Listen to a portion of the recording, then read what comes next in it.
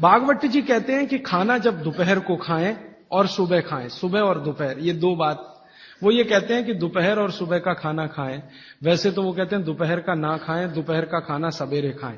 लेकिन अगर आप खा ही रहे हैं तो वो ये कहते हैं कि तुरंत विश्रांति लें, खाते ही आराम करें, काम कोई ना करें। कब तक? 20 मिनट।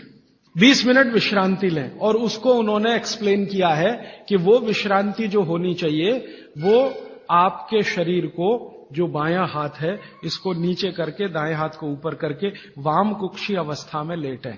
भगवान विष्णु को लेटे हुए देखा शेषनाग पर, बस उसी परिस्थिति में लेटें, उसी स्थिति में लेटें। क्यों? Left side. आप जानते हैं हमारे शरीर में 2 नाड़ियां हैं, वैसे तो 3 हैं, 3 नाड़ियां, एक सूर्य नाड़ी है, एक चंद्र नाड़ी है, एक मध्य नाड़ी है। ये जो सूर्य नाड़ी है यही भोजन को पचाने में मदद करती है। सूर्य नाड़ी तभी चलती है जब आपकी चंद्र नाड़ी कम हो।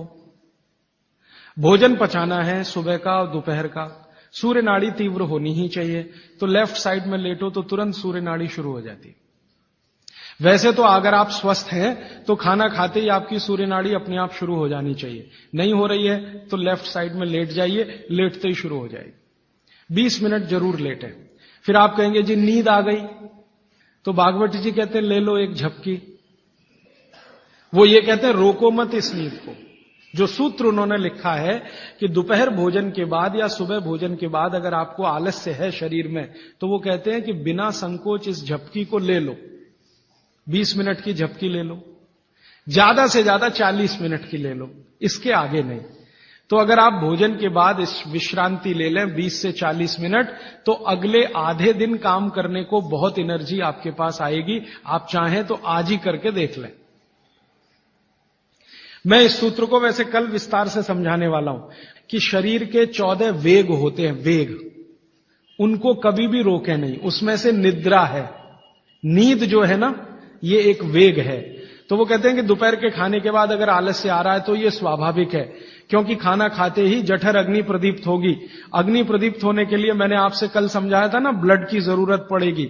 तो सारे शरीर का खून पेट में रहता है जब तक खाना पचता है, तो बाकी अंगों को खून की कमी है तो प्रेशर बढ़ेगा, तो ब्रेन को प्रेशर आता है, तो ब्रेन रिलैक्स होना चाहता है, इसलिए भोजन के बाद आपको सुस्ती आएगी ही।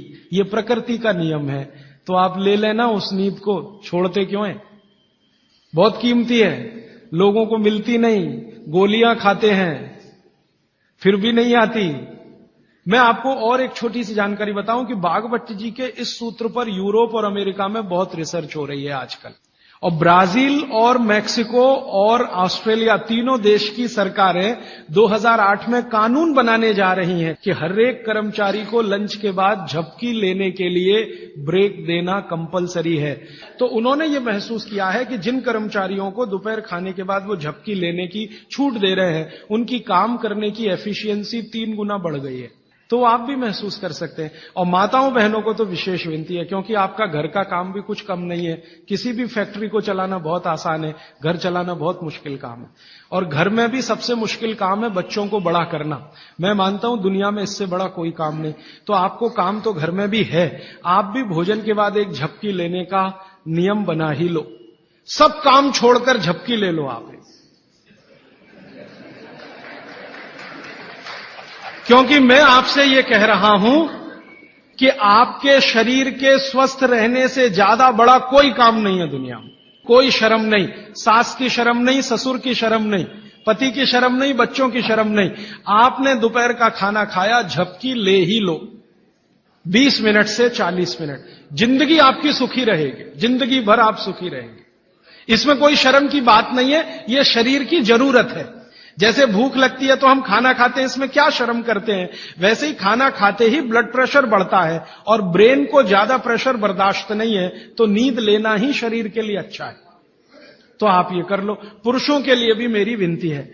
आप कहेंगे जी दुकान में व्यवस्था नहीं, कुछ बना लो, आगे पीछे कुछ तोड़ ताड़ के ऐसी व्यवस्था कर लो कि खाते ही पैर सीधे करने को कुछ तो हो जाए।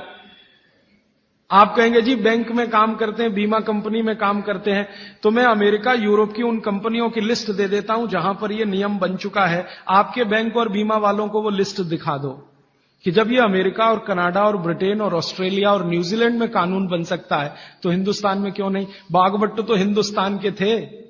अब मैं आपको एक उल्टी बात कहता हूं, गुजरात में जाता हूं, मैं राजस्थान में जाता हूं, जयपुर जैसे शहर में, राजकोट जैसे शहर में, तो दोपहर को सारा बाजार बंद रहता है। कहां है जी? खाना खा के झपकी ले रहे हैं। बहुत सुखी लोग हैं, बहुत सुखी लोग हैं। काठियावाड़ में मैंने देखा है, क्या पोरबंदर, क्या राजकोट, क्या जामनगर, क्या जूनागढ़, क्या अमरेली, दोपहर को बाजार खुलेगा ही नहीं। और मैंने तो ऐसे ऐसे लोगों को देखा है कि ग्राहक आके खड़ा है करोड़ों रुपए लेके, सेठ जी कहेंगे जी शाम को आना 4 बजे के बाद। अरे सेठ जी मेरे पास बैग भरा है रुपयों का, शाम को ले आना, मुझे अभी इतनी फुर्सत नहीं है, मैं नींद ले रहा हूं। अब कुछ लोग गालियां देते हैं, क्या निकम्मे लोग हैं, दोपहर को सोते हैं। सोना ही चाहिए। जो पुराने शहर है ना हिंदुस्तान में, हर जगह ये देखने को मिलेगा, दोपहर के खाने के बाद सब झपकी लेंगे ही।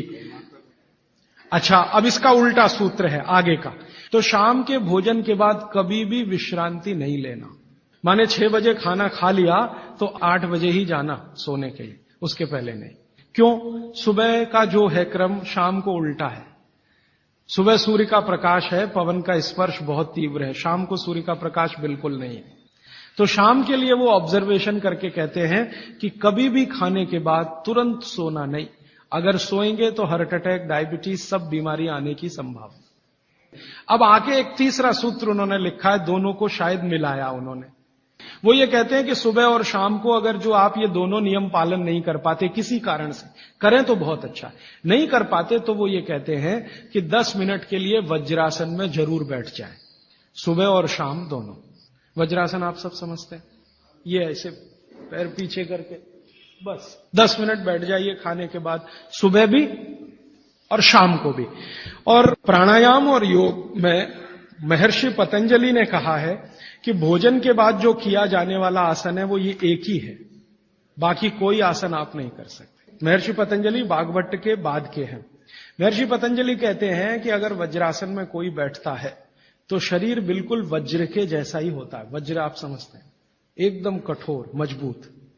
अब मैंने हिंदुस्तान के कई लोगों को देखा, गांधी जी को तो मेरी आंखों से नहीं देखा, शोभाकांत जी ने देखा है। गांधी जी घंटों घंटों वज्रासन में बैठते थे और आप देखो एकदम पतला दुबला शरीर और अंग्रेजों की लाठी खाने को हमेशा तैयार। वो वज्रासन की कृपा है गांधी जी। गांधी जी कोई आसन नहीं करते थे, कोई प्राणायाम नहीं करते थे। सुबह घूमने जरूर जाते थे और घंटों घंटों 3-3 घंटे तो लोगों ने उनको देखा बिना हिले डोले वज्रासन में बैठ के चिट्ठी लिख रहे, किताब पढ़ रहे वगैरह वगैरह। तो शरीर की बहुत सारी क्रियाएं एकदम दुरुस्त रहती। ये 3 सूत्र हुए और एक चौथा सूत्र बता देता हूं।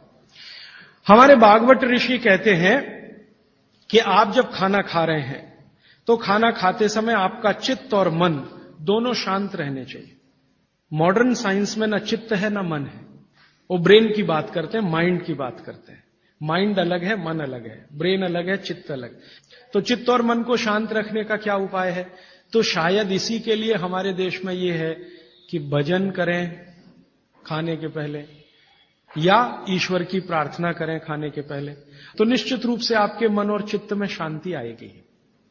और एक सूत्र बहुत महत्व का, कि जब भी आप विश्रांति लें, सुबह या शाम, माने रात को सोएं या दिन में सोएं, तो हमेशा दिशाओं का ध्यान रख के सोएं। तो वो कहें हमेशा आपको विश्रांति लेते समय सिर सूर्य की दिशा में रहे। सूर्य की दिशा माने पूर्व की दिशा, और पांव पश्चिम में रहे। और कोई मजबूरी हो तो दूसरी दिशा है दक्षिण, दक्षिण में सिर रखें, उत्तर में पांव। उत्तर में सिर करके कभी भी ना सोएं, कि उत्तर की दिशा मृत्यु की दिशा है सोने के लिए। उत्तर की दिशा दूसरे कई कामों में बहुत अच्छी है, पढ़ना है, लिखना है, अभ्यास करना है, तो उत्तर में मुंह रख के करें। और हमारे देश में आर्य समाज के एक संस्थापक रहे स्वामी दयानंद सरस्वती, उन्होंने भारत में जो संस्कार होते हैं ना, जन्म का संस्कार है, गर्भाधान संस्कार है, मृत्यु भी एक संस्कार है, तो उन्होंने एक पुस्तक लिखी है संस्कार विधि। उसमें पहला ही सूत्र है मृत्यु के लिए कि सबसे पहले मृत व्यक्ति का सिर उत्तर में करो। क्यों? कारण उसका बिल्कुल साफ है। आधुनिक विज्ञान ये कहता है कि आपका जो शरीर है और आपकी जो पृथ्वी है, इन दोनों के बीच में कोई बल काम करता है। इसको हम कहते हैं गुरुत्व आकर्षण बल, ग्रेविटेशनल फोर्स। अब ये कैसे काम करता है? पृथ्वी का उत्तर, पृथ्वी का दक्षिण एक चुंबक की तरह से काम करता है गुरुत्वाकर्षण के लिए। सिर जो है ना, शरीर का उत्तर है और पांव दक्षिण है। आप अगर पृथ्वी में उत्तर की दिशा में सिर करके सो गए, भागवत जी कहते नहीं सोना, मान लो सो गए, तो आपका सिर का उत्तर और पृथ्वी का उत्तर, उत्तर उत्तर दोनों साथ में आए तो फोर्स ऑफ रिपल्शन काम करता है। फोर्स ऑफ रिपल्शन माने प्रतिकर्षण बल लगेगा। तो आप ऐसे ऐसे समझो इसको कि ये उत्तर है और आपने उत्तर में सिर किया, तो उधर से एक प्रतिकर्षण बल आपके शरीर पर काम करेगा, तो आपके शरीर में संकुचन आएगा, कॉन्ट्रैक्शन। तो ब्लड प्रेशर पूरी तरह से कंट्रोल के बाहर जाएगा, क्योंकि ब्लड को भी प्रेशर आएगा। क्योंकि शरीर को प्रेशर आया ना, तो शरीर में खून है, खून को भी प्रेशर आएगा, और अगर खून को प्रेशर है तो नींद आएगी ही नहीं। मन में हमेशा धड़पड़ चलती रहेगी, हृदय की गति हमेशा तीव्र रहेगी। अब इसका उल्टा कर लो, आपका सिर दक्षिण में कर दो, ठीक है? पृथ्वी का दक्षिण में आपका सिर कर दो, तो आपका सिर तो नॉर्थ हुआ और पृथ्वी का दक्षिण हुआ, साउथ हुआ।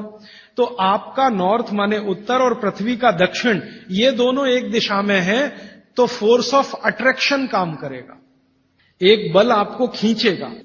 और अगर आपके शरीर पर खिंचाव पड़ेगा, मान लीजिए आप लेटे हैं और ये पृथ्वी का दक्षिण है और इधर आपका सिर है, तो आपको खींचेगा अगर कोई, तो शरीर थोड़ा सा बड़ा होगा। जैसे रबर खींचती है ना, इलास्टिसिटी, ऐसे ही शरीर में थोड़ा सा बढ़ाव आएगा। जैसे ही शरीर थोड़ा सा बढ़ा तो बॉडी में रिलैक्सेशन आ गया। आप अंगड़ाई लेते ना, एकदम शरीर को तान देते हैं, फिर क्या लगता है? बहुत अच्छा लगता है, आप बहुत रिलैक्स फील करेंगे। तो फैलाव है तो आप सुखी नींद लेंगे, और उस पर दबाव है तो नींद नहीं है। इसलिए उन्होंने बहुत बेहतरीन विश्लेषण दिया है। ये विश्लेषण मैं मानता हूं जिंदगी के सारे मानसिक रोगों को खत्म करने का अकेला है सूत्र। नींद अच्छी अगर ले रहे हैं आप, तो समझ लीजिए दुनिया में बहुत सारी चीजें आपके शरीर से बाहर। भोजन अच्छा है, नींद अच्छी है, और क्या चाहिए? अब पूर्व क्या है? पूर्व जो है ना, न्यूट्रल है, ना तो वहां फोर्स ऑफ अट्रैक्शन है ज्यादा, ना फोर्स ऑफ रिपल्शन है, और अगर है भी तो दोनों एक दूसरे को बैलेंस किए हुए हैं। इसलिए पूर्व में सिर करके सोएंगे तो न्यूट्रल आप भी रहेंगे, तो आसानी से नींद आएगी और अच्छी नींद आएगी। पश्चिम का आप पूछेंगे जी, पश्चिम के लिए अभी रिसर्च होना बाकी है। भागवत जी मौन है उस पर, कोई एक्सप्लेनेशन देकर नहीं गए हैं, और आज का साइंस भी लगा हुआ है। कोई रिसर्च अगर आ गई तो मैं जरूर आप तक प्रेषित करूंगा।